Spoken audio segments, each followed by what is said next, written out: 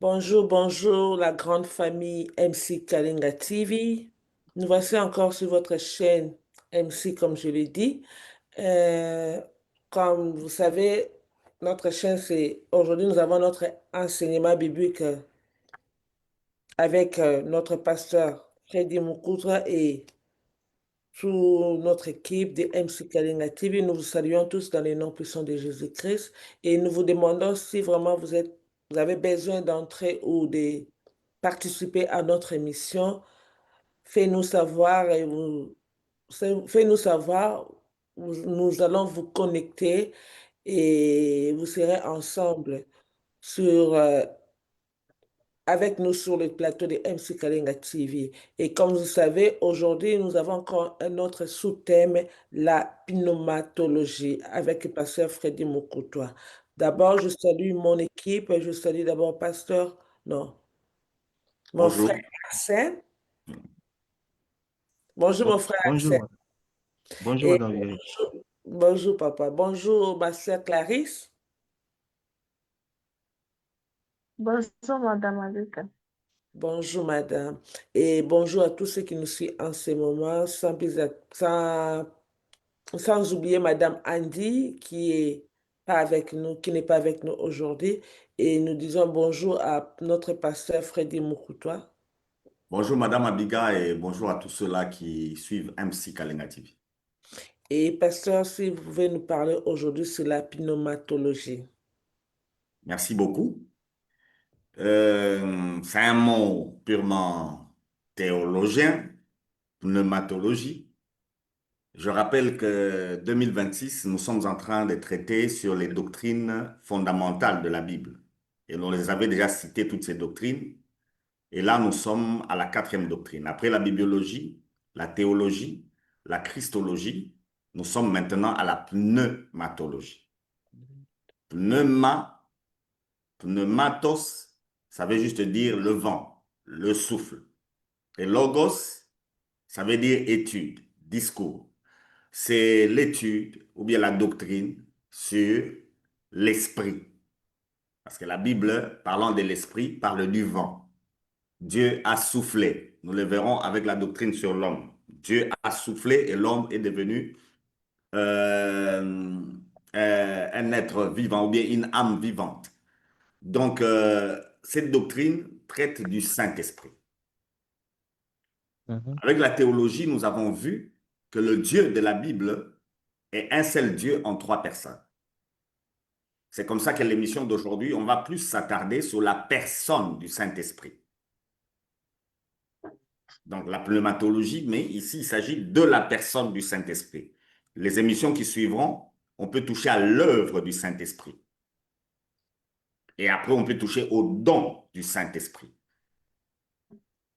Je pense qu'en trois émissions, on aura terminé la question sur la pneumatologie. Comme ça, on récupère dans le temps. Nous sommes déjà au mois de mai. On devrait avoir déjà 5 doctrines pour qu'on reste dans le temps, ce qui nous permettra arrivé au mois de décembre, qu'on ait terminé avec les 12 doctrines sur lesquelles on doit travailler. Mais je sais qu'avec l'angéologie, on pourra récupérer. Surtout satanologie et démonologie, on pourra récupérer dans le temps et être conforme à ce qu'on nous dit par rapport à 2026. Bref, la doctrine sur le Saint-Esprit est très fondamentale. Et cette doctrine, à l'Église, aujourd'hui, pose problème. C'est comme ça qu'aujourd'hui, nous insistons sur la personne du Saint-Esprit. Le Saint-Esprit est une personne. Il y a des confusions. Quand on dit Dieu est esprit, cela veut-il dire que Dieu, c'est le Saint-Esprit? La bonne étude de la Bible dit non. Dieu est Père, il est Fils, il est Saint-Esprit. Le Saint-Esprit est Dieu, le Fils est Dieu, le Père est Dieu. Nous l'avions déjà vu. Alors, quand on dit Dieu est esprit, ça signifie que le Christ est esprit, ça signifie que le Saint-Esprit est esprit, ça signifie que le Père est esprit. Mais le Père n'est pas le Saint-Esprit. déjà, il faut enlever cet équivoque. Alors, je vous avais dit que la théologie, on ne peut pas la faire, c'est-à-dire on ne peut pas étudier Dieu. Nous étudions la révélation que Dieu nous a donnée de lui-même au travers la Bible qui est la parole de Dieu. Donc, ce que nous allons dire sur la personne du Saint-Esprit, on le prend dans la Bible. On ne va pas aller ailleurs. Parce qu'en matière de Saint-Esprit, il y a des gens qui vous racontent des histoires. Surtout quand on va toucher à l'œuvre du Saint-Esprit, vous verrez que beaucoup de choses que les gens disent, ce n'est pas le Saint-Esprit. L'émission prochaine, on parlera de l'œuvre du Saint-Esprit. Et vous allez comprendre que tout ce que les gens disent être spirituel ne l'est pas. Par rapport au Saint-Esprit, bien sûr. OK? Donc, D'accord. si quelqu'un peut nous aider, les 3 doctrines qu'on a lues avant, on va toucher à ces 3 doctrines pour voir le Saint-Esprit. La première, c'est la bibliologie. Regardons la Bible. Le premier verset de la Bible, si on peut nous le lire, et on associe à ce premier verset les 4 ou 5 derniers versets de la Bible. C'est-à-dire, on commence Genèse 1, verset 1er et 2, et puis on va prendre Apocalypse 22, verset 17 à 21. On peut y aller. Genèse 1. Au commencement, Dieu créa les cieux et la terre. La terre était informe et vide.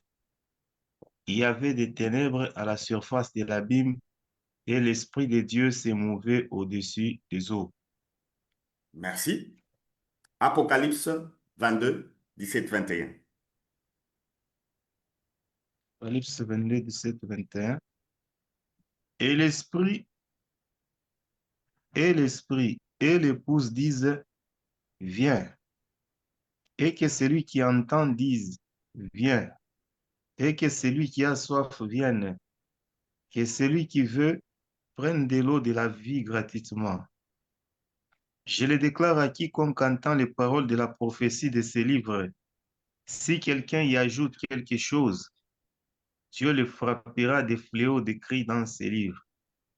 Et si quelqu'un retranche quelque chose des paroles du livre de cette prophétie, Dieu retranchera sa part de l'arbre de la vie et de la ville sainte, décrit dans ces livres.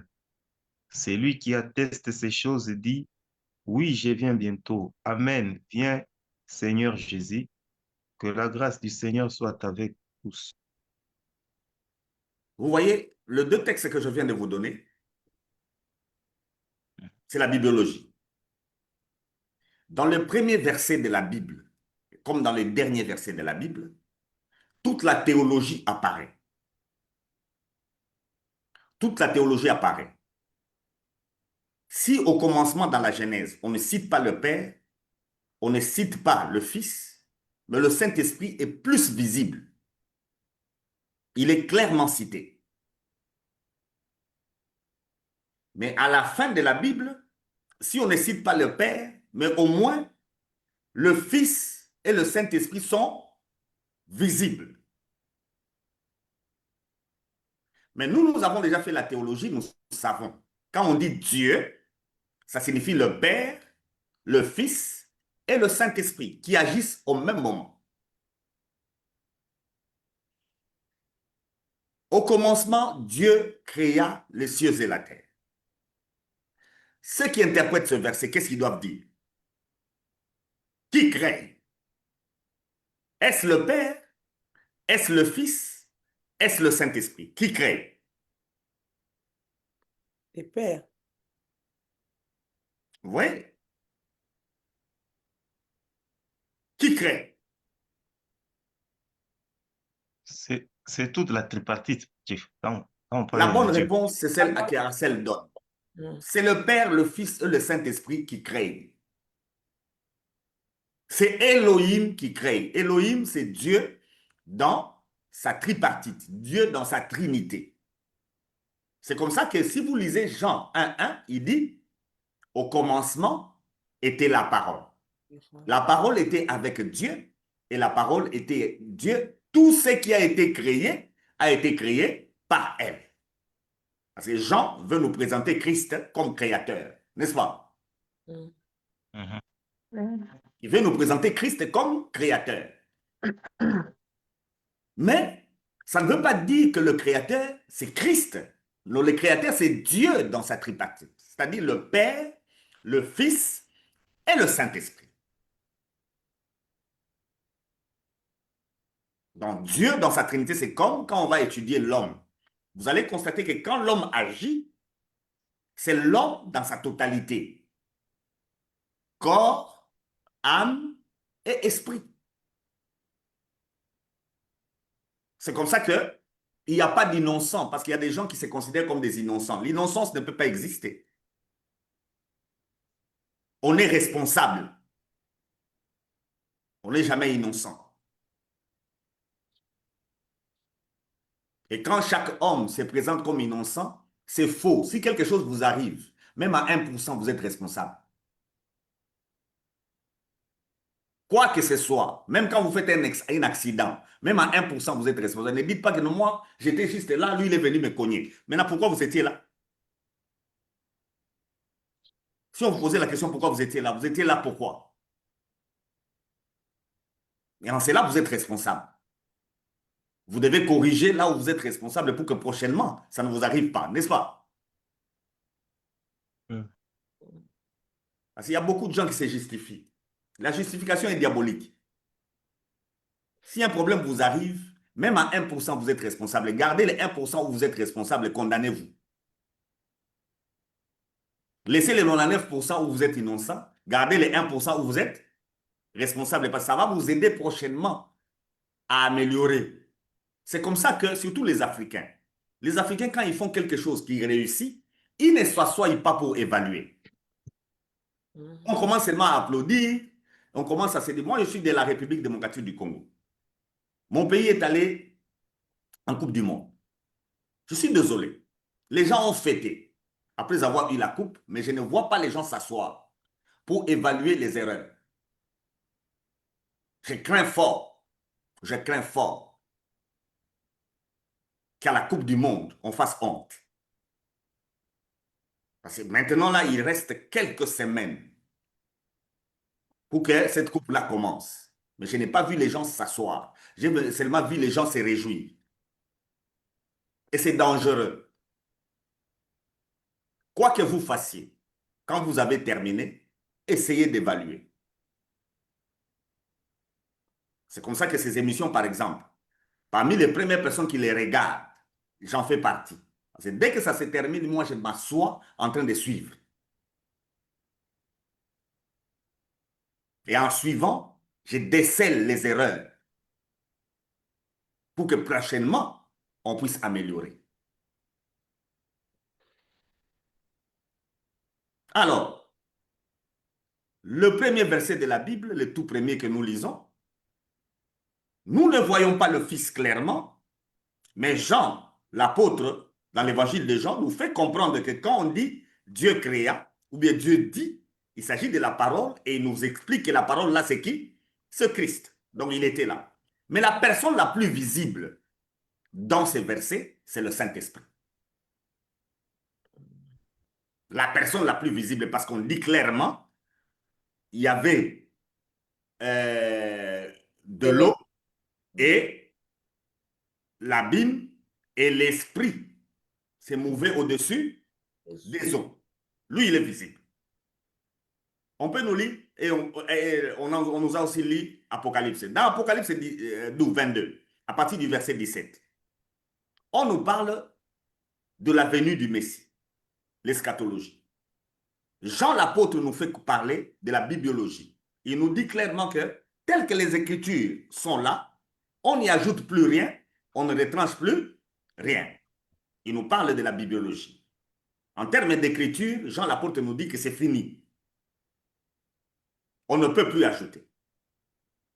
Mais il nous dit, maintenant là, qu'est-ce que l'Église doit faire? Il dit, et l'Église et l'Esprit sont en train de crier, viens. C'est-à-dire Maranatha.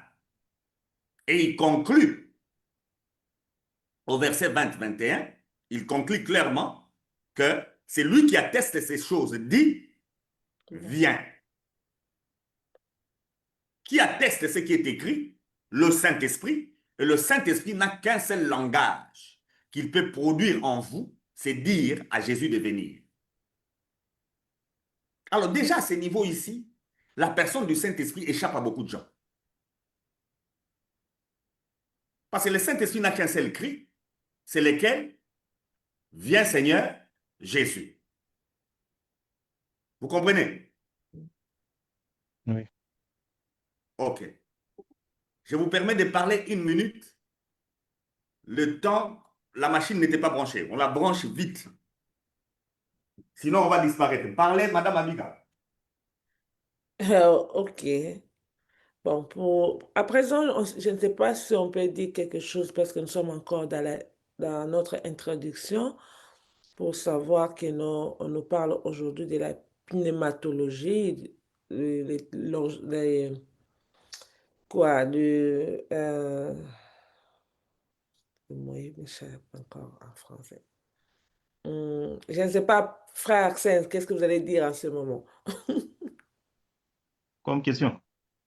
Non, par rapport à ce que le pasteur est en train de dire, on nous fait voir que non, le Saint-Esprit est visible dans la création, comme la Bible dit que non, dans la Genèse 1, là où nous avons étudié, nous avons lu sur Dieu créa, on a dit Oui. l'Esprit de l'Éternel mouvait sur les eaux.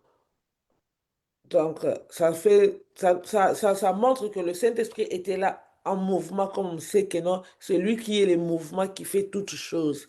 Il a été là présent, mais par rapport à lorsque nous lisons la parole de Dieu, par rapport à lorsque nous prêchons ou nous prêchons, nous voyons seulement Dieu le Père. Ben, ici, on nous a fait savoir que non, dans la création, tous ensemble, ils étaient là. Donc, c'est Dieu, le Fils et le Saint-Esprit. Pasteur est rentré, j'espère que non, il peut continuer. Merci beaucoup. D'accord. Je pensais que vous allez vous poser des questions. Vous avez commencé à vous expliquer. Moi, je pensais que vous allez vous poser des questions de ce que j'ai dit. Ben, les questions, juste, Que les il téléspectateurs n'y a pas, qui nous excusent, les il y a pas, internautes. il y a pas vraiment de questions à nous poser parce que l'introduction est tellement claire. Et avec le passage que vous avez donné, c'est tellement clair que nous savons que le Saint-Esprit était visible parce que là, on nous parle, à part Dieu, on nous parle du Saint-Esprit. À part Dieu, vous voyez, c'est là où je suis. Bon, à part le Père, pour ne pas dire Voilà, Dieu. voilà. C'est À pourquoi j'ai part dit le la Père. personne du Saint-Esprit. Parce que quand on dit Dieu, gardez à l'esprit Elohim. Elohim, yeah. C'est 3 personnes en Dieu. L'exemple que j'ai donné de l'homme en disant à l'homme que vous êtes responsable, c'est parce qu'on veut souvent dissocier. Vous verrez quand on va faire de l'anthropologie, vous verrez un homme comme David est en train de dire, mon âme, confie-toi à l'Éternel. Donc, c'est comme s'il se parle. Ça vous arrive à vous parler à vous-même. Ce n'est pas de la maladie parce que les gens pensent que c'est de la dépression. Ce n'est pas de la dépression. Un homme normal doit se parler à lui-même. Un homme normal doit se parler à lui-même. Parce qu'il y a une âme, il y a un esprit et puis il y a un corps. Il faut une discussion en interne. Parce que si cette discussion n'est pas faite, vous ne réussirez rien. Vous passerez à côté. Et en Dieu, c'est la même chose. En Dieu, les 3 personnes fonctionnent au même moment. Parce que les gens qui enseignent les dispensations sont souvent perdus. Parce qu'ils veulent vous faire croire que pendant que le Père agissait, le Fils ne faisait rien. Ou bien pendant que le Fils agit, le Père ne fait rien. Ou bien pendant que l'Esprit agit, le Fils ne fait rien. Pourquoi aujourd'hui les gens vont chercher Jésus? Pourquoi? La raison, c'est parce qu'on ne connaît pas la personne du Saint-Esprit. Mhm. C'est pourquoi les gens cherchent Jésus. Alors, quand l'Apocalypse vous dit que l'Esprit dit viens, ça veut dire quoi?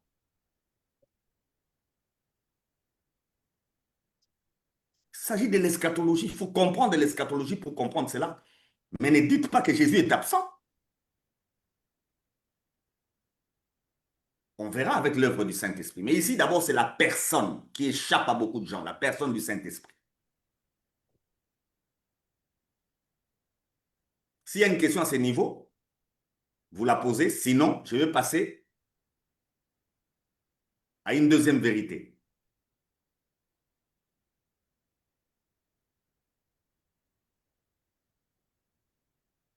Aujourd'hui, je vais C'est quoi, y aller avec c'est quoi 5 votre, vérités différentes, oui. c'est quoi votre, c'est quoi le vrai point de vue biblique donc, par rapport à ceux qui adressent une prière au Saint-Esprit, par exemple. Je vois souvent dans des cultes, bon, du genre, ce qu'on appelle impactation, par exemple. On dit, par exemple, le Saint-Esprit est ici est en train de toucher, je sais pas, ou bien que le Saint-Esprit puisse connecter les gens. Est-ce que, or, dans des émissions passées, vous nous aviez dit, vous nous aviez rappelé combien il fallait, non, non, vous nous aviez enseigné plutôt que la prière est adressée au Père, selon que Jésus nous a enseigné. Maintenant, c'est quoi la vraie lecture par rapport à ça? Ça me permet directement de passer au deuxième point, à la deuxième vérité. Vous avez vu dans Genèse 1, 2, l'esprit se mouvait.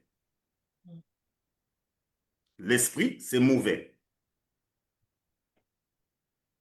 Si vous allez, bon, personne n'est jamais allé sur la Lune, on a étudié ça. Si vous arrivez sur la Lune, pourquoi il n'y a pas de pesanteur sur la Lune? C'est parce qu'il n'y a pas de vent. Le vent crée le mouvement. Le souffle crée le mouvement. En Dieu, le mouvement, c'est le Saint-Esprit qui le fait. Tout mouvement en Dieu vient du Saint-Esprit. Donc si Dieu bouge, si Dieu parle, si Dieu guérit, si Dieu élève, si Dieu fait quelque chose, qui le fait? Le Le Saint-Esprit. Saint-Esprit. Pour mieux dire, c'est la personne clé en Dieu. Parce que tout ce que Dieu peut faire, qui le fait? Et le Saint-Esprit. Le Saint-Esprit. C'est comme ça que vous voyez, et au début et à la fin de la Bible, il est la personne la plus visible. Il est invisible, mais il est la personne la plus visible parce que c'est lui qui crée le mouvement. C'est par lui que le mouvement en Dieu se fait. Et quand on ira avec l'œuvre du Saint-Esprit, vous allez comprendre que même la prière que vous faites, sans lui, vous ne la faites pas. Donc sans lui, vous ne la ferez pas. Tout ce qu'on étudie ici, que ce soit les Écritures, que ce soit pendant que je vous parle, que ce soit pendant qu'eux, ils ont écrit ces Écritures, que ce soit dans l'interprétation, que ce soit dans la proclamation, c'est seulement le Saint-Esprit. Et lui seul. C'est lui qui fait ça. Donc la personne du Saint-Esprit est la personne clé de la divinité. Si vous pouvez me lire 2 Corinthiens, le chapitre 3, le verset 17. Lisez-moi ça un peu.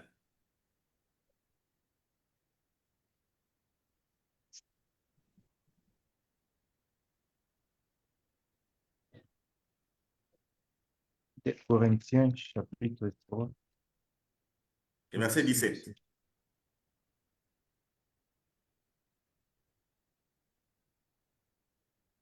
Or, le Seigneur, c'est l'Esprit.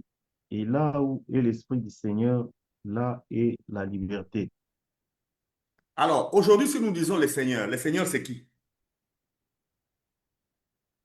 C'est Jésus. C'est Christ. Vous venez de lire vous-même. Vous voyez comment vous vous perdez. C'est vous-même qui venez de lire. Donc la personne du C'est Saint-Esprit est la l'Esprit. personne la plus ignorée dans le milieu même chrétien. Oui, Le Seigneur, c'est qui? C'est c'est l'Esprit. l'Esprit. Mais les gens pensent que l'Esprit, c'est quoi? C'est juste une force tu peux l'envoyer, n'est-ce pas? Oui. Tu dis au nom de Jésus, tu penses que tu le dis par toi-même, n'est-ce pas? Tu ne sais pas que le simple fait de dire Seigneur, le Saint-Esprit agit. C'est comme quand on a parlé des noms de Dieu ici. Abba. Qui te permet de dire Abba? Le Saint-Esprit. Et ça, le Saint-Esprit ne l'avait jamais permis aux gens de l'Ancien Testament. À aucun homme de l'Ancien Testament, le Saint-Esprit a permis de dire à Dieu, Abba.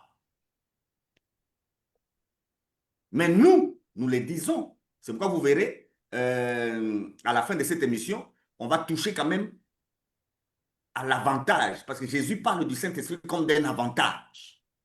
En quoi est-ce qu'il nous est avantagé d'avoir le Saint-Esprit? On ignore le Saint-Esprit. Vous vous réveillez le matin, vous ne savez même pas que le Saint-Esprit vous a réveillé. Vous mangez, vous ne savez même pas que c'est le Saint-Esprit qui vous fait manger.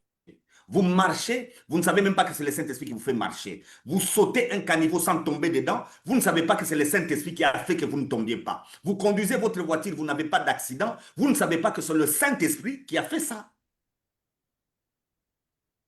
Vous tapez sur votre poitrine, l'orgueil existe parce qu'on ignore qui est le Saint-Esprit. Si les gens connaissaient la personne du Saint-Esprit, les orgueilleux vont disparaître.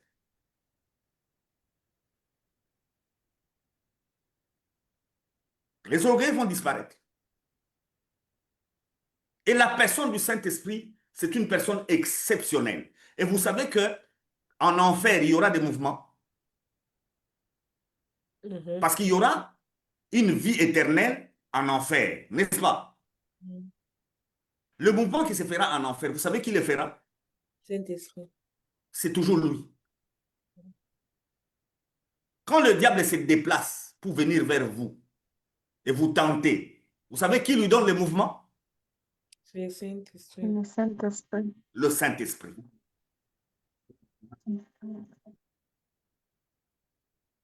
Rien dans ce monde n'est innocent ou ne se fait de soi-même. Il n'y a pas un domaine contrôlé par une autre personne que par le Saint-Esprit. Le Seigneur, c'est qui? C'est le Saint-Esprit. C'est l'Esprit. C'est le Saint-Esprit. Et sachez-le que là où lui il est, automatiquement, qu'est-ce qu'il y a? Il y a la liberté. Il y a la liberté. Mais vous délivrez les gens. Là où le Saint-Esprit est. Vous dites que ces gens-là sont liés, n'est-ce pas? N'est-ce pas? C'est ça.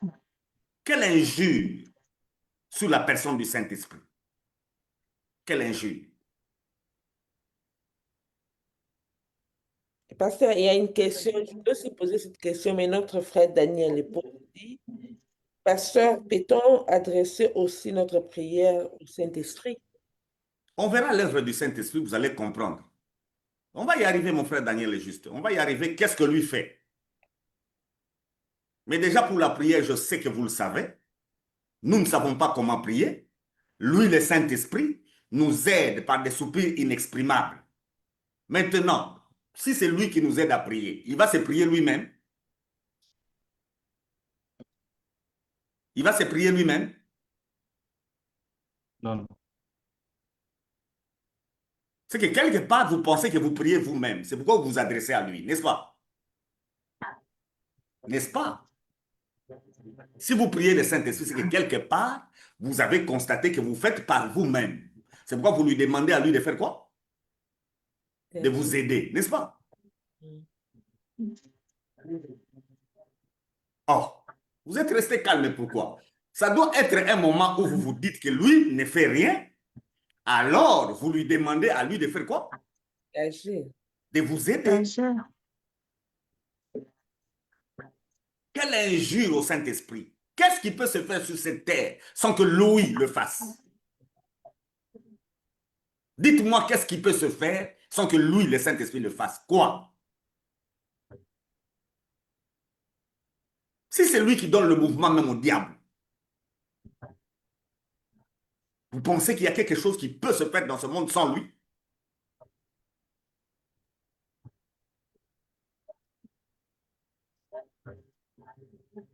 Donc la personne du Saint-Esprit, c'est la personne la plus ignorée de l'Église. L'Église pense connaître le Saint-Esprit, mais l'Église est trop loin du Saint-Esprit.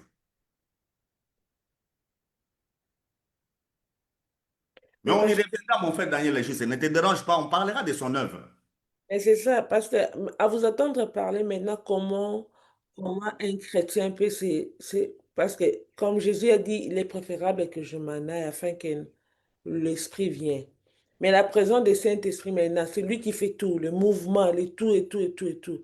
Mais dans la prière, vous nous avez dit, nous devons nous adresser, les enseignements que vous avez donnés, on s'adresse au Père dans le nom de Jésus par la puissance du Saint-Esprit.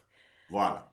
Mais maintenant, la place du Saint-Esprit, lorsque nous prions, nous adressons au Père parce que nous savons que le Qui Saint-Esprit, vous fait vous adresser au Père?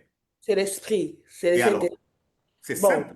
mais c'est ça. Mais comment on peut l'ignorer, Saint-Esprit, ou est-ce que Madame, quand tu es en train de lui étant dire, quand tu adressé, es en mais train de lui dire à lui la question, est-ce qu'on peut lui adresser la prière? N'est-ce pas? c'est ça. Or, la prière vient de lui.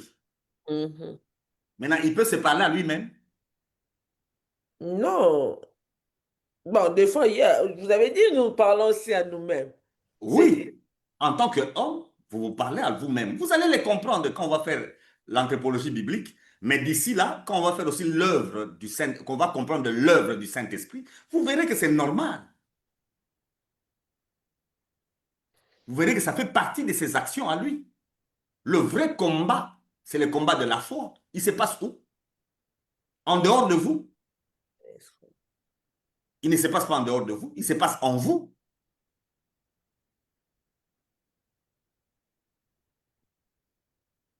Je salue mon bien-aimé précieux qui nous a rejoints.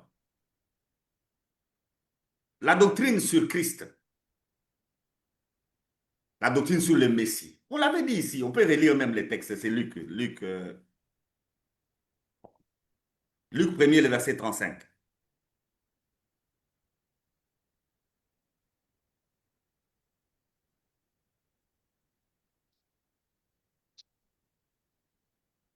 Luc 1, verset 35.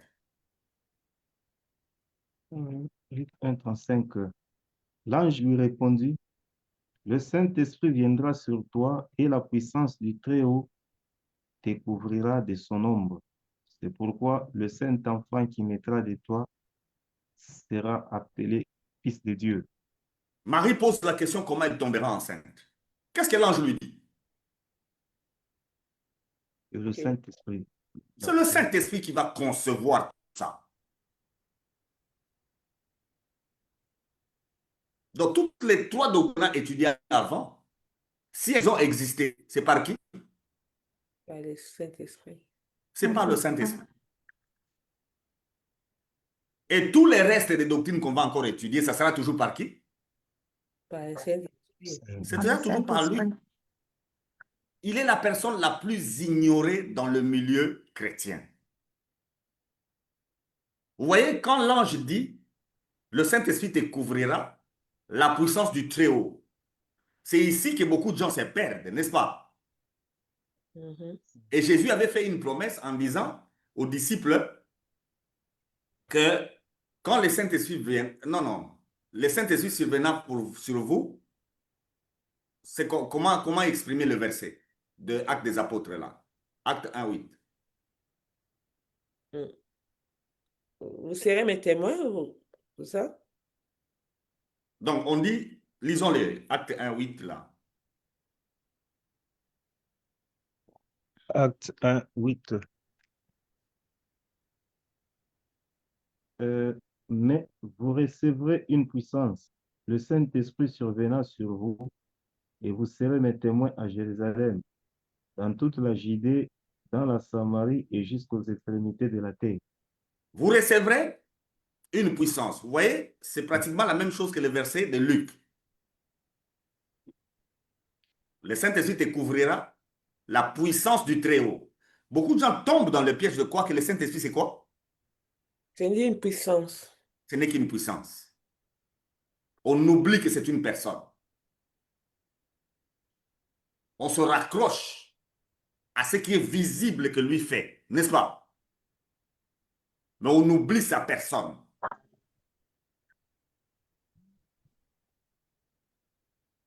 ce qui est important ici, dans cette émission d'aujourd'hui, je voudrais insister pour que nous puissions comprendre que le Saint-Esprit est vraiment Dieu, une personne. Et j'entends beaucoup de gens, quand ils parlent du Saint-Esprit, ils ne parlent pas comme d'une personne, ils parlent comme d'une chose.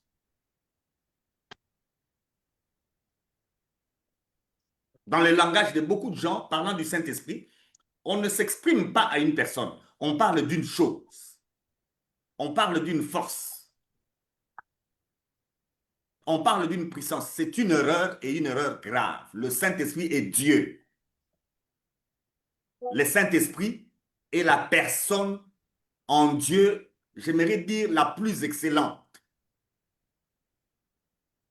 Je ne pense pas que c'est Jésus qui va me contredire.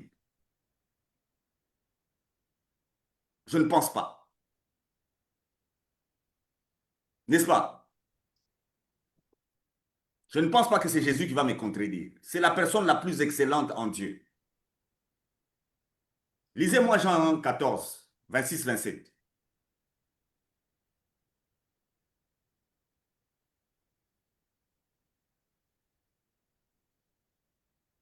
Jean 14,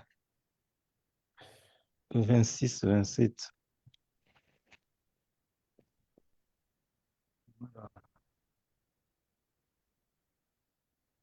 Mais le consolateur, l'Esprit Saint que le Père enverra à mon nom, vous enseignera toutes choses. Je vous laisse la paix, je vous donne ma paix. Je ne vous donne pas comme le monde vous donne, que votre cœur ne se trouble point et ne s'alarme point. Ce verset, déjà, Je continue. le livre de Jean, l'apôtre, du chapitre 14 au chapitre 16, il tourne autour de la personne du Saint-Esprit. C'est important de lire aussi cette partie-là. C'est Jésus lui-même qui parle du Saint-Esprit. Il l'appelle le consolateur. Le nom que Jésus préfère donner au Saint-Esprit, c'est le consolateur. Quand nous voulons parler de la consolation, nous voulons parler de la réconciliation et même du salut lui-même, qui est à l'œuvre? C'est le Saint-Esprit. Toujours lui.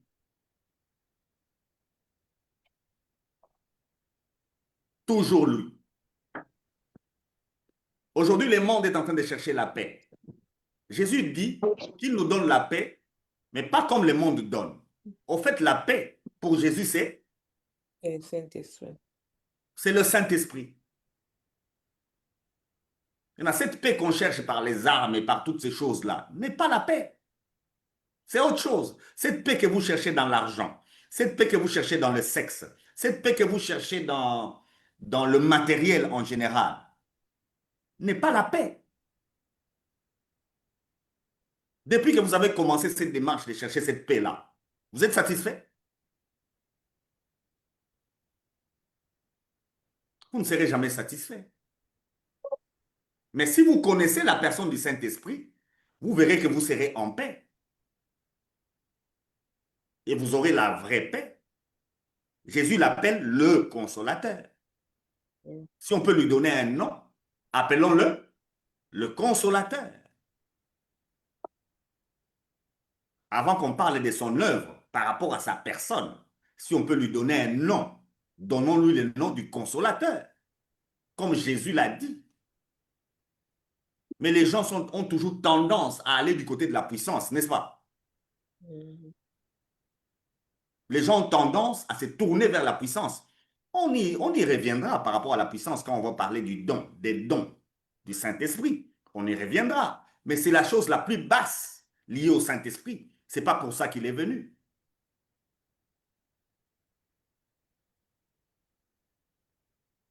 Jésus préfère l'appeler le consolateur.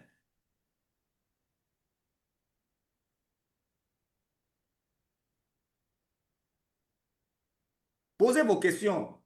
Je vais aller dans une autre vérité. Si vous avez des questions à ce niveau ici, j'ai vu mon bien-aimé précieux qui est entré. Je ne sais pas s'il suivait déjà, s'il peut avoir une question.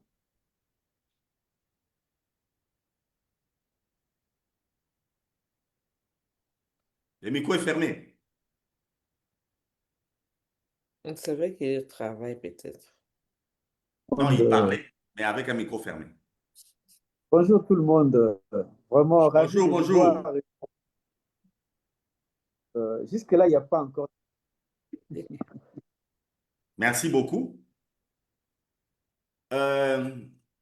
Lisez-moi Jean 16, le verset 7. Et Jean 16, le verset 7. Cependant, je vous dis la vérité. Si, cependant, je vous dis la vérité, il vous est avantageux que je m'en aille. Car si je ne m'en vais pas, le consolateur ne viendra pas vers vous. Mais si je m'en vais, je vous l'enverrai. La personne du Saint-Esprit dans ce monde est envoyée par qui? Par Jésus.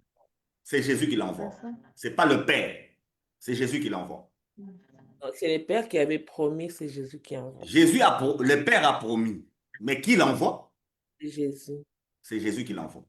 Vous voyez comment dans la Trinité, Dieu fonctionne? Maintenant, pour Jésus, le Saint-Esprit est plus avantageux sur la terre que lui. Mais vous, quand vous priez, vous cherchez qui? Jésus. Je sais. Est-ce que vous êtes normal? Jésus dit, je vous dis la vérité. Il vous est avantageux que moi, je fasse quoi? Voilà. Je me Je suis retire. malade. Parce que si je suis là, le consolateur ne vient pas. Tant que moi je suis là, le consolateur ne peut pas être vers vous. Si le consolateur va venir vers vous, il faut d'abord que moi je fasse quoi?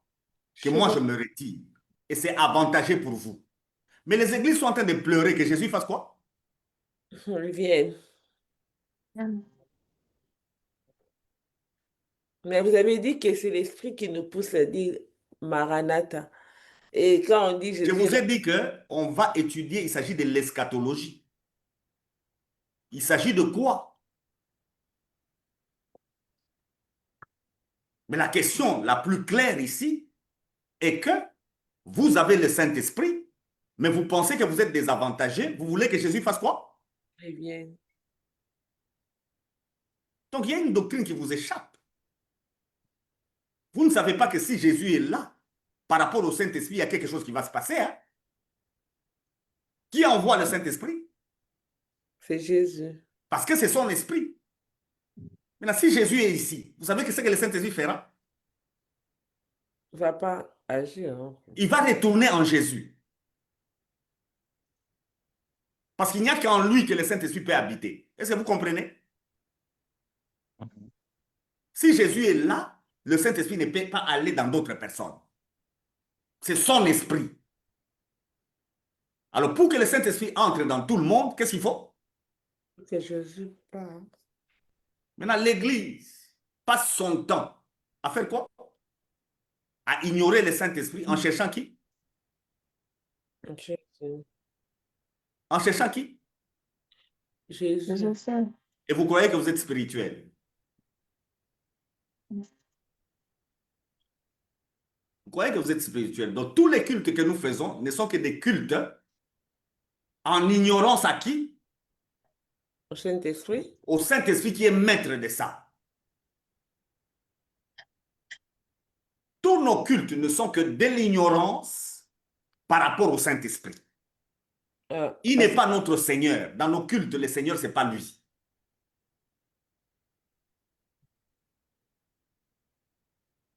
Pasteur, à vous entendre parler, dans disant, dans nos cultes, si nous célébrons nos cultes, la personne à célébrer, c'est le Saint-Esprit.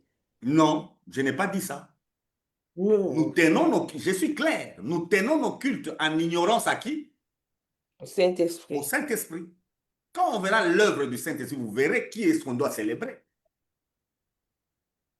Mais nos cultes, nos organisations ne font qu'ignorer la personne qui doit être à la base de tout.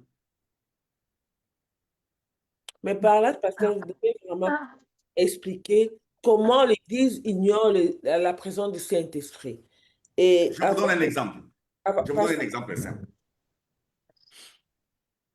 La doctrine de la Bible, la bibliologie, elle nous précise que le Saint-Esprit a mis l'ombre dans l'Ancien Testament, n'est-ce pas? L'ombre dans l'Ancien Testament et la réalité dans le Nouveau Testament. C'est ce que le Saint-Esprit a fait. Maintenant, dans l'ombre, par rapport au grand message de la Bible, au miracle de la Bible, c'est-à-dire la mort et la résurrection de Christ, dans l'ombre, c'est quelle image? de Jonas, Jonas qui est en train de faire quoi? que les poissons ont avalé. Avant d'entrer dans les poissons, il est en train de faire quoi? La prière. Oh, avant qu'il soit avalé par les poissons, qu'est-ce qui s'est passé? Qu'est-ce que Jonas a fait? Il a refusé d'aller. Vous pensez qu'il avait refusé? Si vous parlez par le Saint-Esprit, Jonas a refusé. Non, non. Qui le conduisait là où il allait? C'est le Saint-Esprit. Qu'est-ce que le Saint-Esprit cherchait? Non, il cherchait quoi? Le venir. L'ombre. L'ombre de ce que Jésus fera. Et Jonas, si vous lisez bien les textes, c'est le premier hébreu ou bien juif envoyé prêcher au peuple païen. Pour qu'il arrive chez le peuple païen, qu'est-ce qui se passe au milieu? Il entre dans le ventre du poisson. 3 jours après, il peut aller parler. Jésus meurt. 3 jours après, il dit aux disciples, allez partout dans le monde. N'est-ce pas? Vous voyez l'image? Maintenant, ce que Jonas faisait, qui le conduisait? C'est le Saint-Esprit. Il fouillait Dieu. Non. Ah, Il était hors de la volonté de Dieu. Mais qu'est-ce que les gens nous enseignent?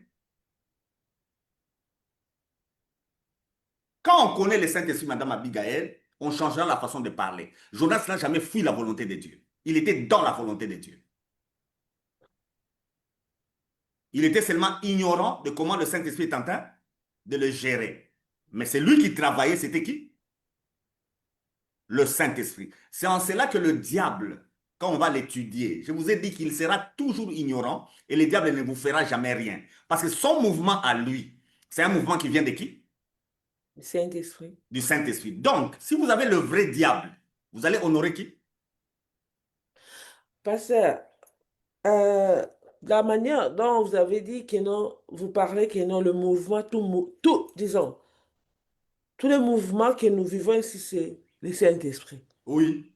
Et par rapport aux gens qui tuent, les gens qui volent, c'est les mouvements là aussi, c'est le Saint-Esprit. Le Saint-Esprit contrôle tout. Il n'y a que lui qui contrôle. Il n'y a rien qui lui échappe. Bien sûr, mais le mouvement là de faire des choses, de faire du mal, ça vient Oui. d'où? C'est le Saint-Esprit qui contrôle le mouvement. Mais l'auteur, c'est qui? Je vous avais parlé de Job ici. L'auteur, c'est qui? C'est le diable. Et alors? Connaissez aussi la doctrine sur le diable. Vous saurez comment le Saint-Esprit agit avec le diable. Et pourquoi il agit avec lui. Le cas de Jonas. C'est le diable qui dit à Jonas, par la haine des Ninivites, d'aller où? À Tarsis. Le diable pensait qu'il a gagné, n'est-ce pas? Parce que Dieu voulait sauver les gens de Ninive. Jonas a poussé par le diable, Jonas a refusé, n'est-ce pas? Il a pris la direction de Tarsis. La direction qu'il a prise là, le Saint-Esprit est au contrôle, il sait ce qui va se passer devant. Qu'est-ce qui va se passer? Il sera avalé par le poisson et il va aller retourner pour aller prêcher à Ninive. Après le poisson. Donc, on ne peut parler au peuple païen qu'après la mort et la résurrection de Jésus. Amen, pasteur. Là, je suis d'accord. Et il y a encore notre question venant de notre frère Daniel. Il juste demande, pasteur, quel est le rôle du Saint-Esprit dans la vie de ceux de la loi, dans la vie de ceux de la loi et dans la vie de ceux de la grâce? Le rôle du Saint-Esprit dans le Nouveau Testament. Gardez-moi la question, l'émission prochaine, l'œuvre du Saint-Esprit. On va y toucher, on va entrer en détail. Le Saint-Esprit a été donné, oui, mais quelle est son œuvre? On va regarder son œuvre, on verra son œuvre et vous allez constater que l'orgueil que les gens... Et des fois, quand vous dites que c'est un grand pasteur, je me pose des questions. Où est-ce que vous avez mis le Saint-Esprit?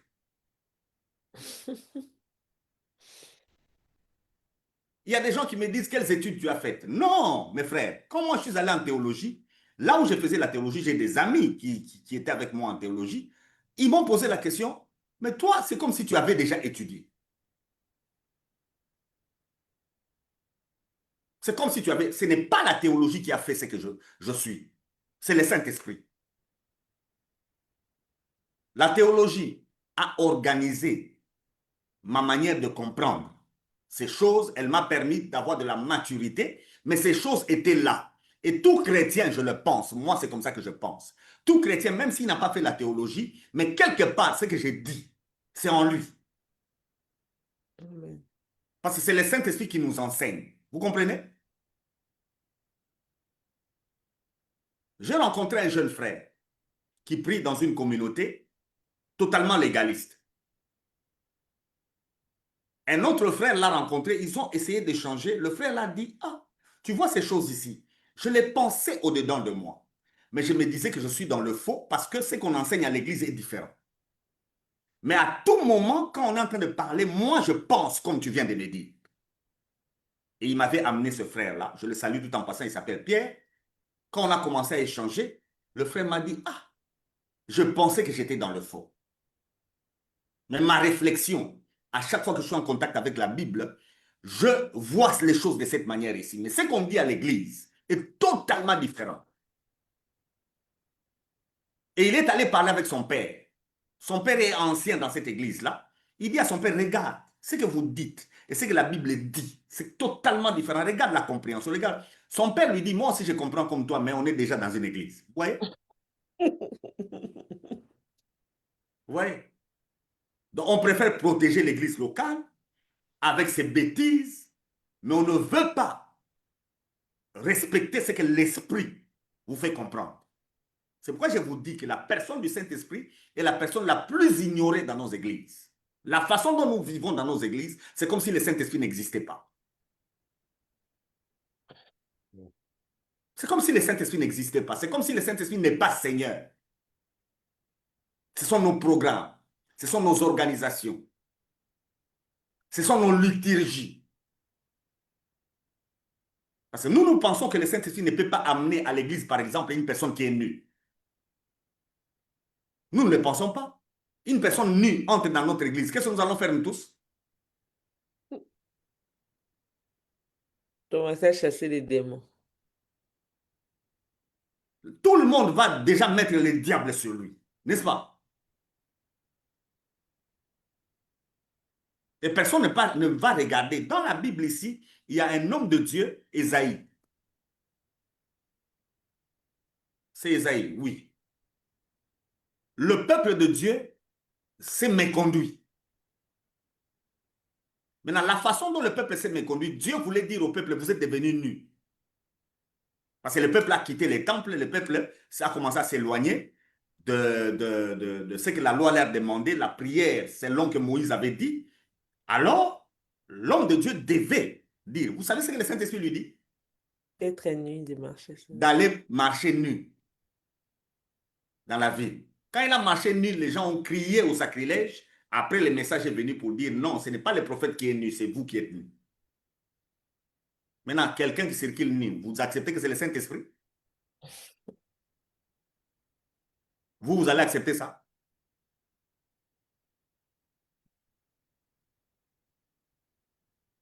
Posez vos questions. Vous n'en posez pas. Les questions qu'on pose, pasteur, vous renvoyait toujours l'œuvre du Saint-Esprit. Donc, nous gardons pour les lèvres du Saint-Esprit parce que Oui, dans l'œuvre du Saint-Esprit, on va entrer dans beaucoup de détails c'est que là, vous êtes en train de poser là. Mais aujourd'hui, je voulais vous présenter la personne. Je voulais que vous puissiez comprendre la personne. jusque c'est clair. Le Seigneur aujourd'hui, c'est qui? C'est le Saint-Esprit. C'est le Saint-Esprit. Saint-Esprit. La personne à honorer aujourd'hui, c'est qui? C'est le Saint-Esprit. Le C'est le Saint-Esprit. Nous Saint-Esprit. devons l'honorer. Mais c'est ça, pasteur. Le problème, c'est expliquer maintenant comment honorer le Saint-Esprit. Parce que L'œuvre du Saint-Esprit, vous verrez. vous voyez, toutes les questions que nous posons, c'est l'œuvre du Saint-Esprit. Donc, on Avec arrive. son œuvre, vous allez savoir comment vous l'honorez. Mais vous allez comprendre avec l'œuvre que personne n'honore le Saint-Esprit. Il est la personne la plus négligée. On ne tient pas compte de lui.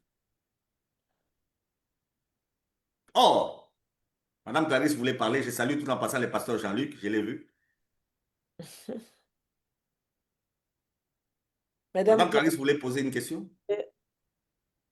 Ah oui, juste la question, c'était celle de savoir par rapport à la liberté que le Saint-Esprit dit, que si l'Esprit de Dieu est sur vous, vous allez vivre une liberté totale.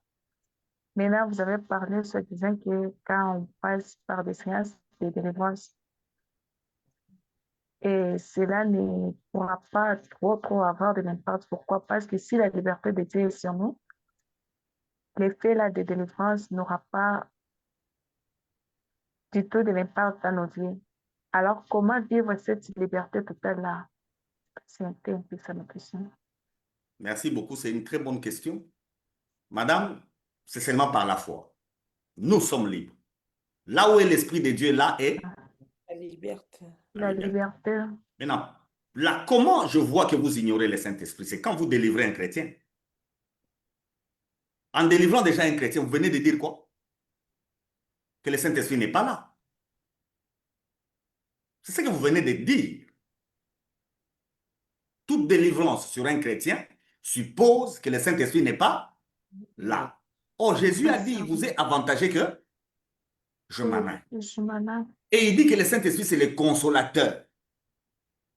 Et Jésus même dit que le Saint-Esprit, là, c'est toute la paix que Dieu vous donne. Comment vous avez la paix et vous êtes encore liés? Comment vous faites? La seule façon de faire, c'est ignorer le Saint-Esprit. Pour que vous soyez dans la dépression, pour que vous soyez dans les liens, il faut seulement ignorer le Saint-Esprit. Si vous l'ignorez, automatiquement, vous devenez dans ça.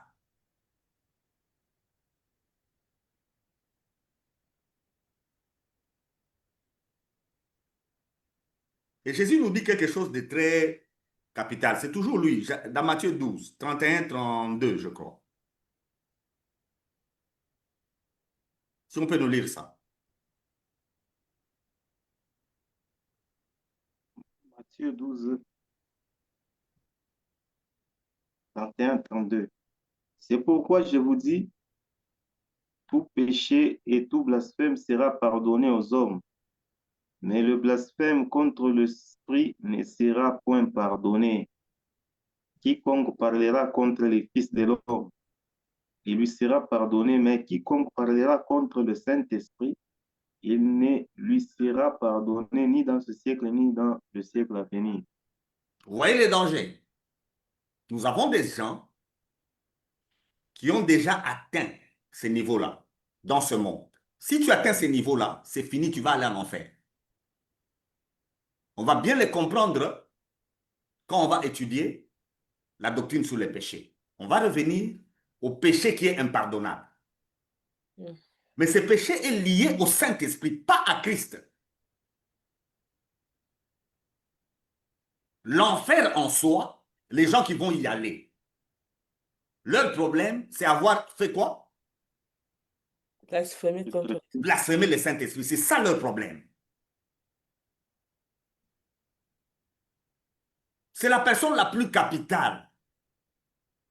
On peut injurier Jésus. On peut injurier même le Père. Ça passera. Il y aura un pardon. Mais quand on blasphème contre l'Esprit, le Saint-Esprit, Jésus vous dit clairement ça, même sur la terre ici, vous ne serez pas pardonné, et même dans l'autre siècle, vous ne serez pas pardonné. Alors c'est dangereux d'ignorer cette personne. C'est dangereux de manquer d'informations sur la personne du Saint-Esprit. Bafouez le nom de Jésus comme vous voulez.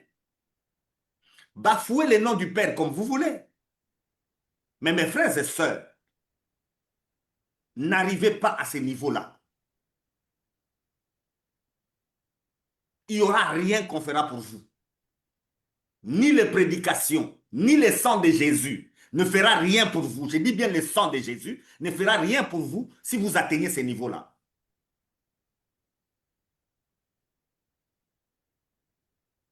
Alors, mes frères et sœurs, la personne du Saint-Esprit, c'est une vérité venant de Jésus lui-même,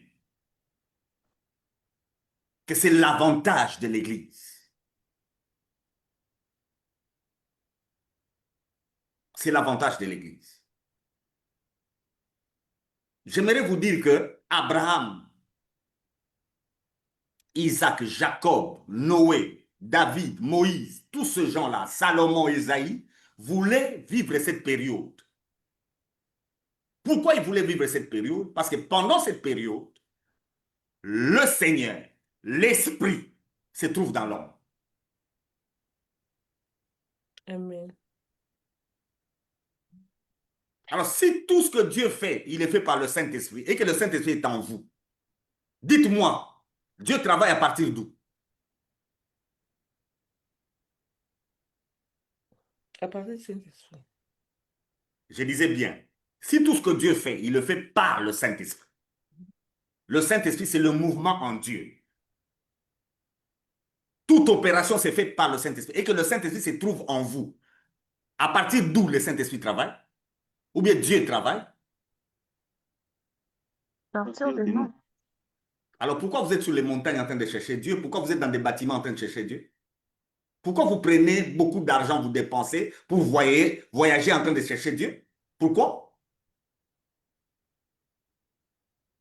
N'est-ce pas de l'ignorance de la personne du Saint-Esprit?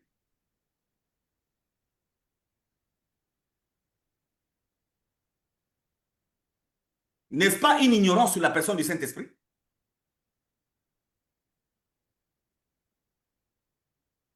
Et quand dans vos cultes, vous avez un moment où vous dites aux gens, cherchez Dieu, n'est-ce pas de l'ignorance par rapport au Saint-Esprit?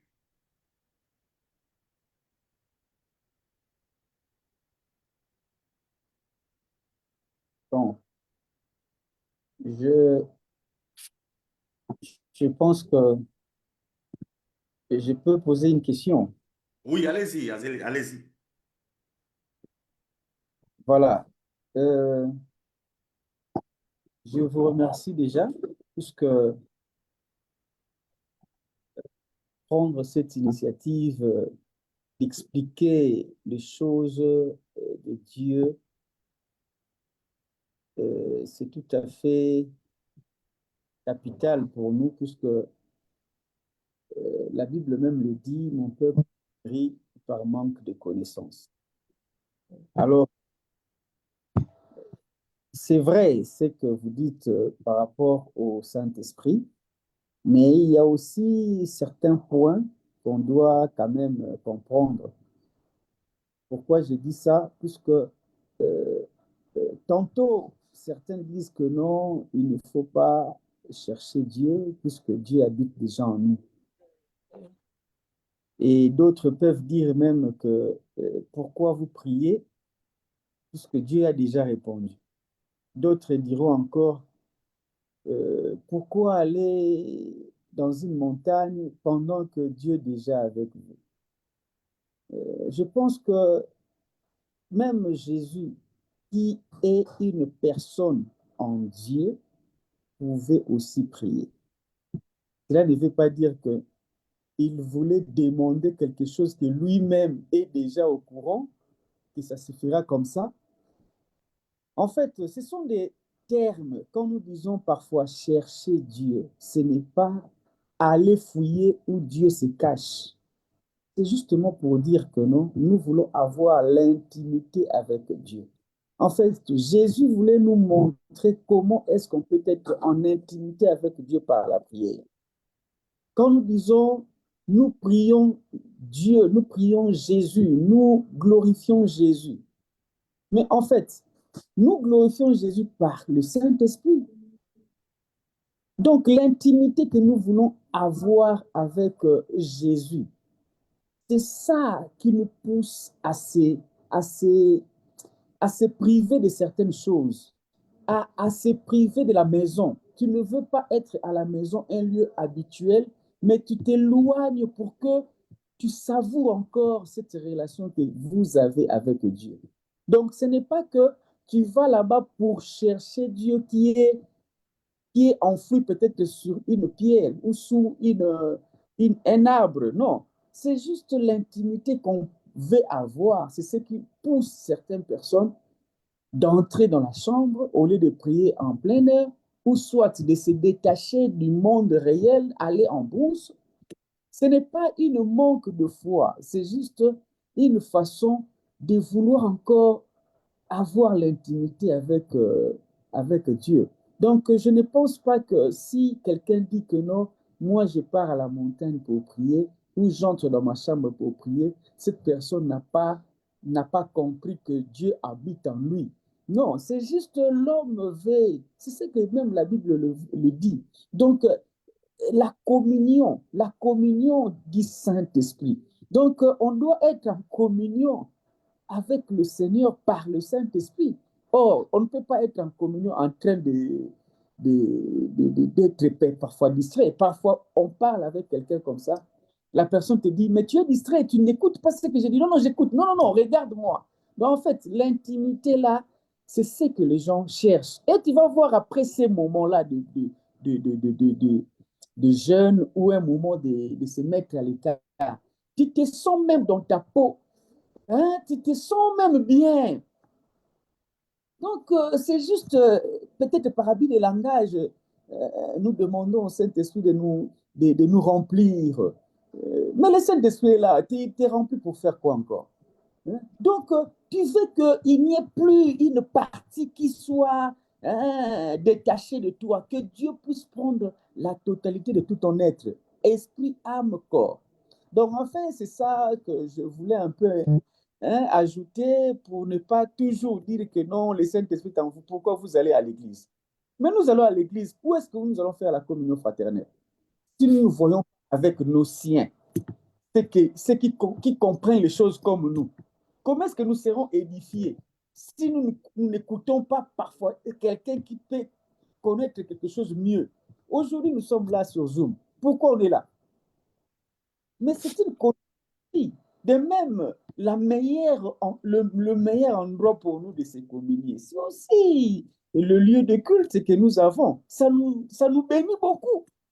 Où est-ce que nous sommes rencontrés parfois? Certains se sont mariés à l'église. Mais s'il n'y avait pas l'église, ils allaient se croiser où? Dans une boîte de nuit. Tout le monde n'a pas de... Voilà. Donc, c'est le lieu où on peut vraiment manifester notre communion fraternelle, le partage de pain, la lecture de la parole, l'édification. Donc, l'église locale est très importante pour un chrétien. Donc, celui qui part à l'église locale et celui qui monte à la montagne, celui qui entre dans sa chambre pour chercher Dieu, non pas puisqu'il est perdu, mais c'est juste pour avoir une communion intense avec ce Dieu. Donc, je ne sais pas si c'est une question ou c'est vraiment une expression que je voulais ajouter. Je crois que vous aurez une réponse, donc c'est une question. Merci beaucoup. Merci beaucoup. C'est pourquoi j'aime souvent que lui soit là, parce qu'il est pertinent. Il est pertinent. Donc, si vous avez compris déjà vous tous, et c'est ce que nous tous nous faisons, est-ce que moi j'ai dit prier c'est mauvais? Non. Est-ce que j'ai dit aller à la montagne c'est mauvais? Non. Mais dans sa conclusion, il a exprimé ce qui se passe. Le langage c'est je vais chercher Dieu. Ce langage-là, par rapport à la personne du Saint-Esprit, ne tient pas. Ce langage-là te fait penser que Dieu n'est pas là. Maintenant, on revient à la doctrine sur la bibliologie. Nous avions lu, c'est le Saint-Esprit qui nous dit, nous venons de lire dans l'Apocalypse. C'est le Saint-Esprit qui dit, par rapport aux Écritures, on n'y ajoute pas, on fait quoi? On n'y retranche pas. Est-ce que vous avez un apôtre dans votre Bible, dans les Actes des Apôtres? Ou bien vous avez des épîtres? Ou bien vous avez, dans les évangiles, une personne de tous ceux qui sont avec Jésus qui vous dit qu'il est en train de chercher Dieu? Vous avez un verset pareil? Il n'y en a pas. Vous avez des versets où les gens vont prier, comme il est dit. Vous avez des versets où les gens communient, comme il est dit. Mais vous n'avez pas de versets où les gens disent qu'ils cherchent Dieu. Chercher Dieu suppose son absence. Et ça se faisait dans l'Ancienne Alliance. Dans l'Ancien Testament, les gens cherchaient Dieu. Parce que le Saint-Esprit n'était pas encore donné. Ce langage-là est un langage de quelqu'un qui n'a pas encore Jésus qui est venu dans le monde. C'est un langage qui prouve que Jésus n'est pas encore mort, Jésus n'est pas encore ressuscité. C'est un langage qui témoigne que le Saint-Esprit n'a pas été donné. C'est un langage qui détruit même l'avantage dont a parlé Jésus. Et c'est là où je vous ai mis en garde par rapport à ce que Jésus dit. En faisant tout ce qu'on fait là, quelqu'un peut atteindre ces niveaux-là de blasphémer contre le Saint-Esprit. Si quelqu'un atteint ces niveaux-là de blasphémer contre le Saint-Esprit, par tout ce que nous faisons comme religion, cette personne-là, dans ce siècle, elle ne sera pas pardonnée et dans le siècle à venir, elle ne sera pas pardonnée. Donc, mon bien-aimé précieux, tout ce que vous dites là, moi, je ne l'interdis pas. Mais le problème, quand dans votre conscience, vous les faites pour chercher Dieu, ça ne tient plus. Ça prouve l'ignorance de la personne du Saint-Esprit. Si vous connaissez qui est le Saint-Esprit, vous ne sortirez pas de votre bouche la parole « je vais aller chercher Dieu ». D'ailleurs, c'est le Saint-Esprit qui parlera au travers de vous. Il ne peut pas dire, lui le Saint-Esprit, étant en vous, il peut vous dire « allez chercher Dieu ». C'est impossible. Dans l'œuvre du Saint-Esprit, il n'y a pas cette partie-là où il dit aux gens « allez chercher Dieu ». Il n'y en a pas. C'est un langage de l'ancienne alliance, c'est un langage qui détruit la venue du Messie.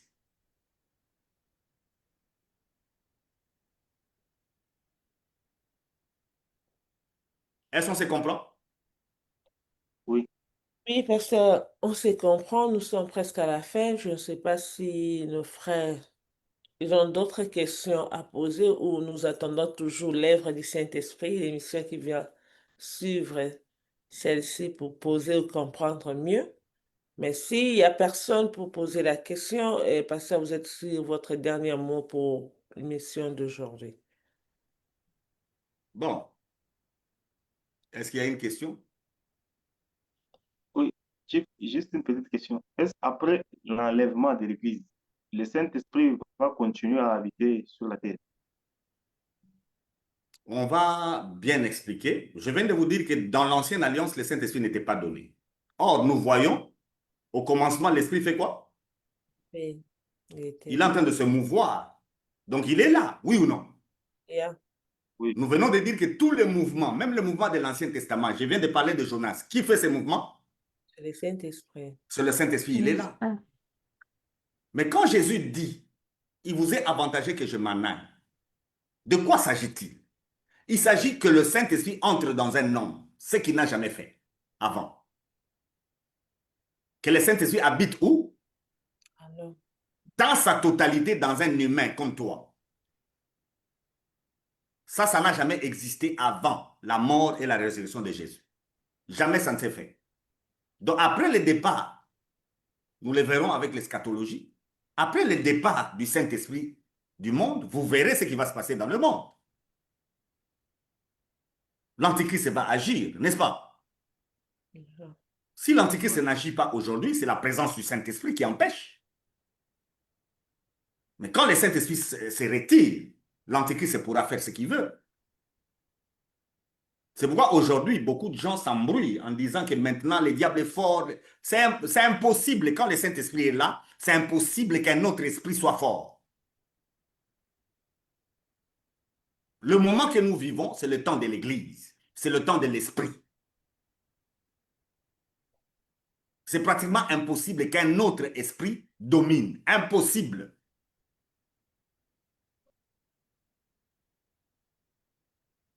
Et le malheur du monde aujourd'hui, c'est tourner les dos au Saint-Esprit. Il est là, les gens disent qu'il n'est pas là. Et en disant qu'il n'est pas là, on donne la force à l'ennemi. Mon bien-aimé précieux, j'aimerais que tu saches que quand tu as la notion de chercher Dieu, le Saint-Esprit, tu l'as déjà dégagé. Tu l'as déjà dégagé. Parce qu'avec le Saint-Esprit, tu es en communion avec Dieu, oui ou non? Oui ou non? C'est lui qui a le Saint-Esprit en communion avec Dieu, oui ou non? Oui.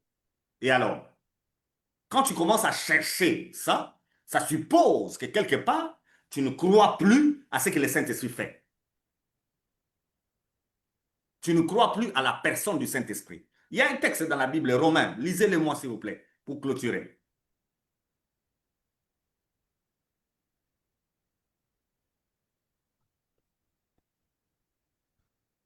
Romains 8, 9, si on peut l'associer.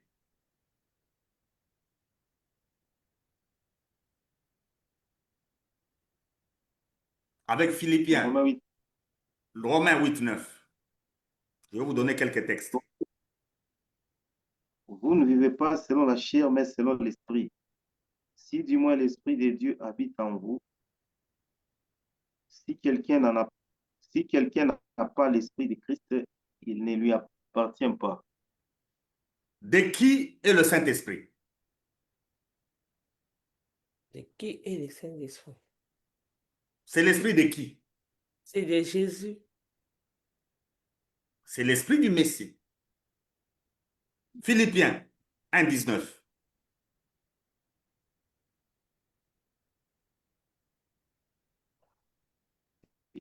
Philippiens 1, verset 19. Car je sais que cela tournera à mon salut, grâce à vos prières et à l'assistance de l'Esprit de Christ. L'esprit de qui? De Jésus-Christ. L'esprit de Jésus-Christ. Le Saint-Esprit, c'est l'esprit de qui? De Jésus-Christ.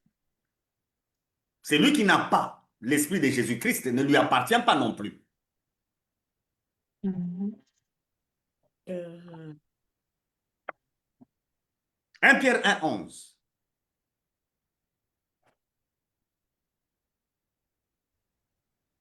Pierre 1, 11. Voulant sonder l'époque et les circonstances marquées par l'Esprit de Christ qui était en eux et qui attestait d'avance les souffrances de Christ et la gloire dont elles seraient suivies.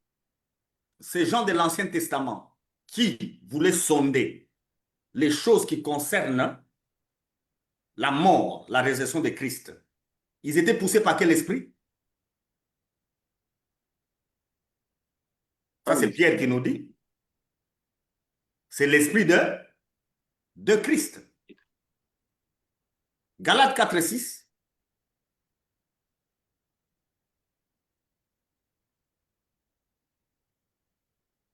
Galates 4, 6. Et parce que vous êtes fils, Dieu a envoyé dans nos cœurs l'esprit de son Fils, lequel crie Abba, Père. Est-ce que quelqu'un qui a le Saint-Esprit en lui peut-il chercher Dieu? Avec tout ce qu'on vient de lire ici, quelqu'un qui a le Saint-Esprit en lui peut-il chercher Dieu? Non. Est-ce que Jésus, quand il allait à la montagne, Jésus cherchait Dieu? Jésus allait prier. Mais est-ce qu'il cherchait Dieu?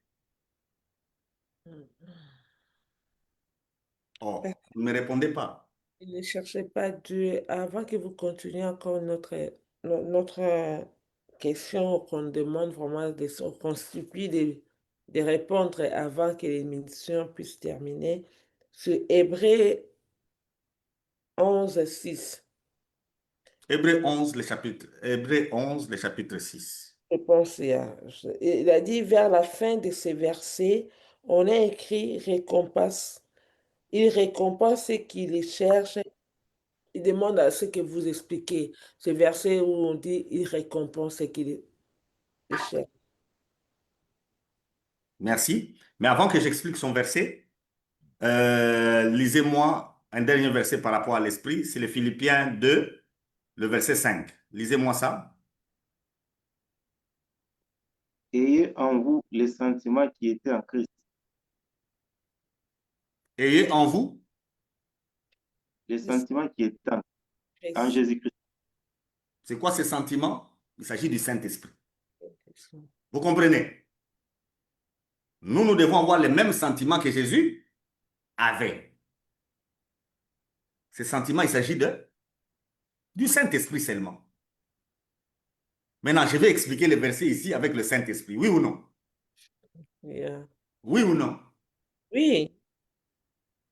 Hébreux 11, verset 6. Or, sans la foi, il est impossible de lui être agréable. Car il faut que celui qui s'approche de Dieu croit que Dieu existe et qu'il est le rémunérateur de ceux qui le cherchent. Qu'est-ce que cela veut dire?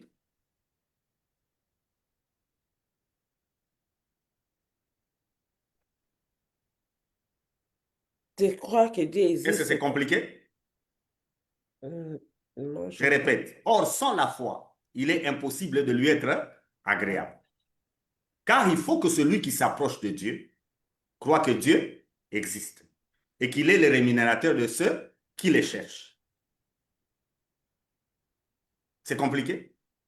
Le livre des Hébreux s'adresse au peuple hébraïque qui était lié à quoi? Au culte par rapport au temple. Et l'écrivain aux Hébreux est en train de leur faire comprendre que le problème n'est pas la pratique de la religion, le problème c'est la foi. La suite de ce verset, quand on descend maintenant, il commence à dire, c'est par la foi que Noé divinement averti. C'est par la foi. C'est par la foi. Le problème n'est pas chercher Dieu, le problème c'est la foi.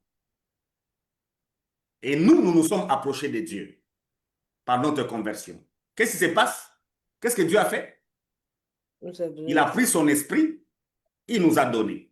À partir de ce moment-là, nous sommes où? Quand Dieu prend l'esprit de son fils et qu'il permet que son fils nous donne cet esprit, à partir de ce moment-là, nous sommes où? Nous lui appartenons. C'est ce que nous venons de lire. À partir de ce moment-là, nous lui appartenons. Nous sommes avec lui. Devons-nous encore aller les chercher? Nous sommes sortis à quel moment? Est-ce qu'on peut encore sortir? Nous venons de lire Galate. Galate est clair. Il dit que celui qui n'a pas l'esprit de Christ ne lui appartient pas, n'est-ce pas? Oui. Celui qui a cet esprit lui appartient. C'est ce que ça signifie. Maintenant, quand vous avez la personne du Saint-Esprit en vous, est-ce que vous pouvez être encore en dehors? Est-ce que vous pouvez marcher et Dieu est absent? Est-ce que vous pouvez chercher Dieu? Parce que le Saint-Esprit va parler à partir de vous. Nous le verrons, son œuvre. Qu'est-ce qu'il va vous dire?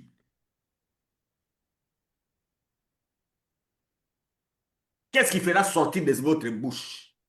Est-ce qu'il peut faire sortir de votre bouche la parole? Je vais chercher Dieu. Aujourd'hui, à cause de ça, il y a des gens qui donnent de l'argent pour que Dieu se manifeste en eux. N'est-ce pas? Il y a des gens qui ne mangent pas pour que Dieu se manifeste en eux. Il y a des gens qui s'appuient sur leurs études pour que Dieu se manifeste en eux. N'est-ce pas? Il y a des gens qui s'appuient sur leur position. Et à cause de ça, on construit très bien les bâtiments pour que les gens rencontrent Dieu. Oui ou non? Oui ou non? Oui. Et tout ça là n'est que tromperie, ça ne vient pas du Saint-Esprit. Ce n'est pas le Saint-Esprit qui peut vous motiver de construire un bâtiment pour que les gens rencontrent Dieu. Le jour où Pierre a commis l'erreur de montrer à Jésus le temple et de lui montrer la beauté du temple, vous savez ce que Jésus lui a dit? T'es détruit, c'est là. Et par rapport à l'œuvre du Saint-Esprit, vous verrez clairement que vous êtes le temple du Saint-Esprit. Donc si Jésus construit un temple, c'est quel temple? Si Jésus construit un temple pour le Saint-Esprit, c'est quel temple? C'est notre corps. Voilà. Maintenant, vous cherchez un autre temple pour l'intimité qui peut être votre chambre, n'est-ce pas? N'est-ce pas? Qui peut être un bâtiment, qui peut être une montagne. Prier à la montagne, Jésus l'a fait. C'est important de le faire. Prier dans sa chambre, Jésus nous l'a conseillé. Nous devons le faire. Mais est-ce que ça signifie chercher Dieu? Parce qu'à vous attendre, le problème, c'est Marc l'a cherché Dieu qui pose Madame vraiment. Abiga, quand vous cherchez quelque chose, c'est que vous l'avez perdu. C'est ça, il y a c'est ça ce que j'ai dit. Le problème, c'est l'a cherché Dieu. Qu'on doit remplacer maintenant, rencontrer Dieu ou Il n'y a parler. pas à le remplacer. Soyez convaincus que vous êtes avec lui, que vous priez avec lui, que C'est remplacé par la vous manière. enfermez avec lui. C'est vous qui faites que la montagne devient un endroit où Dieu est. C'est vous. Quand vous arrivez à la montagne, parce que c'est vous qui avez amené Dieu. Yes. L'esprit qui est en vous, il est Dieu. Quand vous venez à la montagne, c'est vous qui amenez Dieu. Quand vous allez dans ces bâtiments-là, c'est vous qui amenez Dieu. Quand vous êtes dans votre chambre, c'est vous qui amenez Dieu. Comment vous pouvez chercher celui qui vient avec vous? On ignore qui est le Saint-Esprit. Tout ça là, c'est la méconnaissance de la personne du Saint-Esprit et de son œuvre. On les banalise. On pense qu'il n'est rien. D'ailleurs, quand mon bien-aimé précieux est en train de parler, il dit c'est la communion. Donc, vous pouvez être en communion avec Dieu par votre prière, si je le comprends. Donc, qu'est-ce que le Saint-Esprit fait maintenant? Si c'est votre prière qui vous met en communion avec Dieu, qu'est-ce que le Saint-Esprit fait? Pourquoi il est consolateur? Pourquoi il est consolateur? Bon, en fait, qui donne cette pensée-là d'avoir la communion avec Dieu? Ça vient de nous ou ça vient du diable? 1 Pierre 11, les gens qui étaient avant nous ont cherché ça, n'est-ce pas? Ils ont cherché. Pourquoi? Parce qu'ils n'avaient pas le Saint-Esprit. Et il s'agit de l'Esprit de Christ. Et Jésus dit, il vous est avantagé. Si je m'en vais, je vais faire quoi? Dans la Bible, on a Oui. ceux qui sont restés priés. Oui. Ils priaient par rapport à leur volonté ou c'est le Saint-Esprit qui les a demandé? C'est le Saint-Esprit qui les poussait. Et la communion dont on parle dans la Bible, c'est la communion fraternelle, pas la communion avec Dieu. On n'a plus besoin de la communion avec Dieu. Elle est là. Vous voulez la chercher encore où? Vous l'avez par le Saint-Esprit. Pourquoi nous voulons être remplis du Saint-Esprit? On le verra. L'émission prochaine, je vais revenir à la plénitude du Saint-Esprit. C'est quoi? Donc aujourd'hui, nous n'avons plus besoin de la communion du Saint-Esprit avec Dieu. Elle est là. Vous êtes en communion. Je vous confirme que vous êtes en communion avec Dieu par le Saint-Esprit. Donc il ne faut plus prier. Or, pour la communion, vous êtes en communion avec Dieu. Ayez en vous les sentiments qui étaient en Christ. Est-ce que Christ a dit quelque part que lui n'est plus en communion avec Dieu?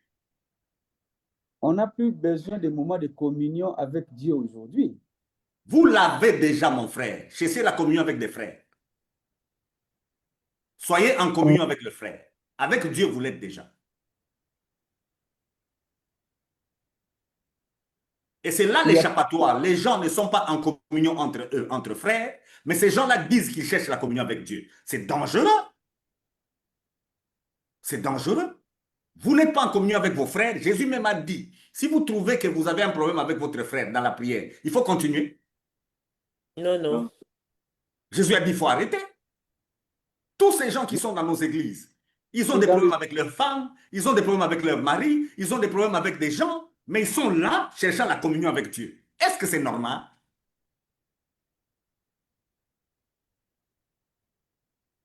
Est-ce que ça, c'est l'Esprit de Dieu? Je pense que non. Avant d'arriver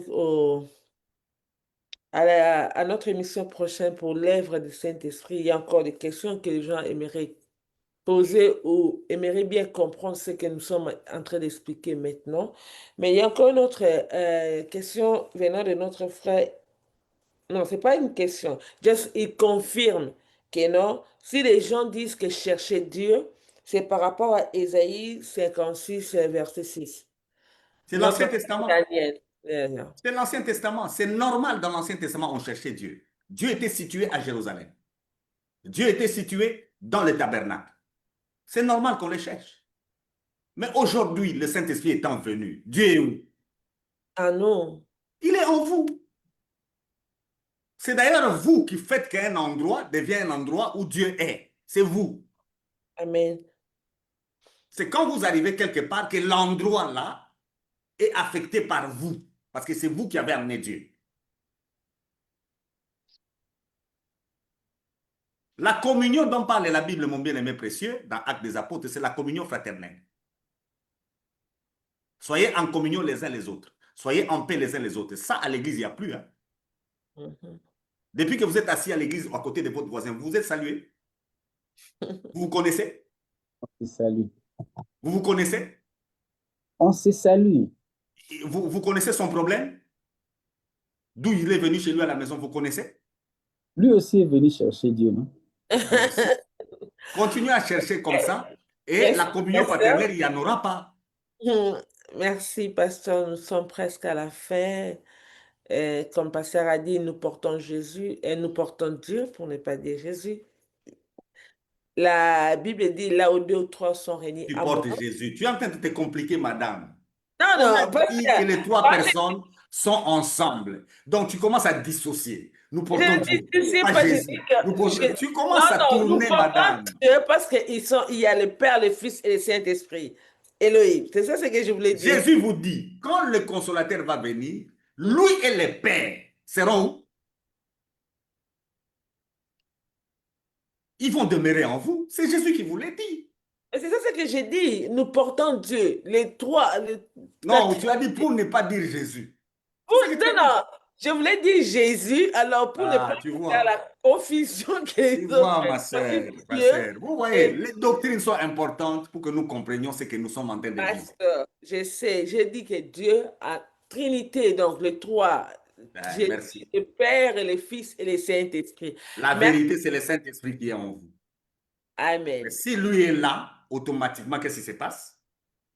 Le Père est là, le Fils est Le là. Père est là, le Fils est là. Merci, pasteur, pour cela. Nous saluons vraiment nos frères et sœurs. S'il y a encore d'autres questions, n'hésitez pas à nous écrire.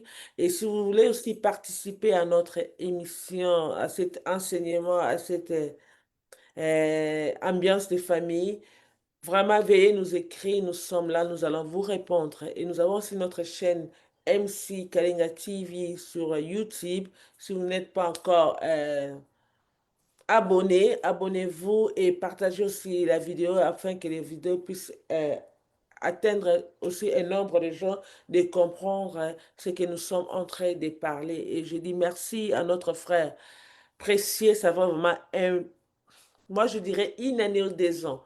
Je ne sais pas, mais un bon moment que on ne te voit plus. Soyez vraiment la bienvenue pour cette année et bonne année pour vous. Nous disons merci à notre frère Arcel et merci à Madame Clarisse. Il y a notre frère, je ne sais pas si c'est, je n'arrive pas à voir avec mes yeux, si c'est notre frère. C'est le pasteur Alvin. Bonjour, pasteur Advil. Moi et vous, à un moment donné, we are fighting about the frère et le pasteur. Bonjour le pasteur Alvin, nous sommes vraiment très contents d'être là. Et notre frère Daniel Égis, c'est de tous les jours. Que le Seigneur vous bénisse là où vous êtes. Et je dirais encore merci à notre madame, au frère Cato. Pética aussi, on vous salue. Madame Annie, merci pour votre plateau. Et merci, pasteur. Je demanderai à tous ceux qui nous suivent que la prochaine émission, on parlera sur l'œuvre du Saint-Esprit. Nous voulons comprendre vraiment parce que Jésus-Christ est parti et l'Esprit de Dieu est à nous. Il habite à nous ensemble avec le Père et le Fils. Nous voulons comprendre pour bien exercer cela ou pour bien vivre cela sur cette terre. Donc, pasteur, on sera là. Et notre frère Daniel est juste votre question. On les garde parce que pasteur a dit qu'on va les garder pour la prochaine émission. Que le Seigneur vous bénisse. Vraiment, la famille, on est là ensemble. Bye bye. Bye.